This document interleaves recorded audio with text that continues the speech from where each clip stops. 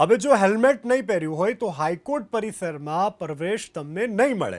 આ મહત્વના સમાચાર પ્રાપ્ત થઈ રહ્યા છે। ગુજરાત હાઈકોર્ટમાં પ્રવેશ માટે હવે હેલ્મેટ ફરજિયાત રહેશે। તો ગુજરાત હાઈકોર્ટમાં પ્રવેશ માટે હેલ્મેટ ફરજિયાત। હાઈકોર્ટના એન્ટ્રી ગેટ પરથી જ હેલ્મેટ વગરનાઓને પ્રવેશ આપવામાં નહીં આવે। હાઈકોર્ટના ચીફ જસ્ટિસની સૂચનાથી આ પરિપત્ર બહાર પાડવામાં આવ્યો છે। હાઈકોર્ટના તમામ સ્ટાફ અને પ્રવેશકર્તાઓને આ નિયમ તાત્કાલિક અસરથી લાગુ પડશે। મોટર વ્હીકલ એક્ટની જોગવાઈ અનુસાર લાગુ કરવાનો પરિપત્ર કે જે કરવામાં આવ્યો છે।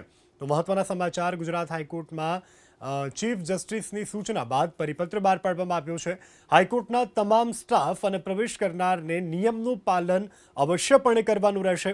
આ નિયમ તત્કાલ અસરથી મોટર વ્હીકલ એક્ટની જોગવાઈ મુજબ લાગુ કરવામાં આવ્યો છે।